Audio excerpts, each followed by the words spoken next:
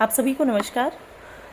फिलहाल जो बाढ़ पीड़ितों के लिए पंजाब में सहायता जा रही है, उसके लिए एक ज़रूरी जानकारी आपसे साझा करना चाहूँगी। वैसे तो बहुत सी चीज़ें हमने फेसबुक के माध्यम से बताई हैं, बाकी फिर भी हम अपनी टीम के साथ 5 तारीख को और 8 तारीख को जो है रसद लेकर जा रहे हैं, जिसमें मैं गुड़गांव से जाऊंगी और बाकी लोग अपने जैसे सब अपने अपने ज़िलों से जो है सामान इकट्ठा करके वो लोग लेकर जाएंगे।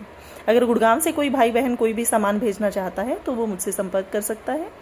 और वहाँ रसद की जिसकी ज़रूरत है उसमें अभी फ़िलहाल जो है मेडिसिन्स की ज़रूरत है, मच्छरदानियाँ और ओडोमास है, जैसे मॉस्किटो हिट है, तिरपाल हैं और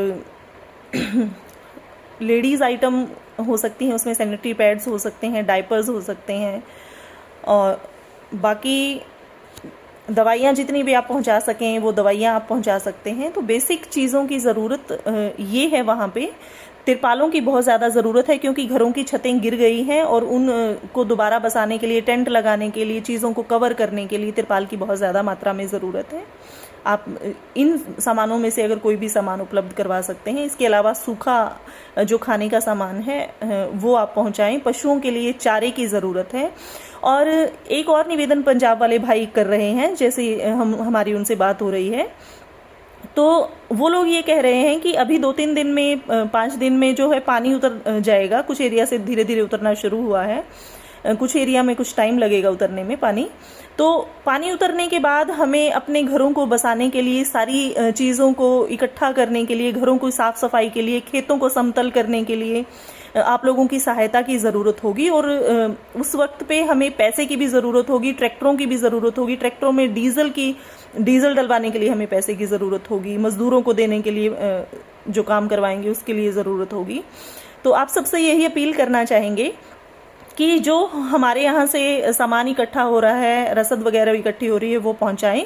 और जो पैसा है उस पैसे को आप एक प्रॉपर प्लान बनाकर उस वक्त, कुछ वक्त बाद, 4 दिन 5 दिन बाद, जब उनकी खेत समतल करने होंगे उनके लिए आप मदद कर सकते हैं। क्योंकि खेत समतल होंगे उसमें हमें खाद बीज भी भाइयों को देना पड़ेगा क्योंकि उनके पास तो सब कुछ खत्म हो चुका है। और वो खाद बीज देने के बाद अगर उनके खेत में उगाने लायक अनाज हो जाता है तो अगली 6 महीने के बाद उनके पास खाने के लिए खुद का अनाज भी होगा।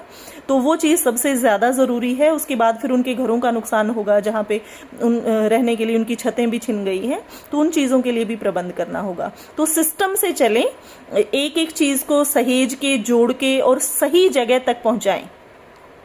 मेन रोड पे जो गांव पड़ते हैं वहां पे बहुत रसद पहुंच रही है, पर जो रोड से हटके गांव है वहां पशुओं के लिए चारा पहुंचाना या रसद पहुंचाना एक बहुत बड़ा टास्क है।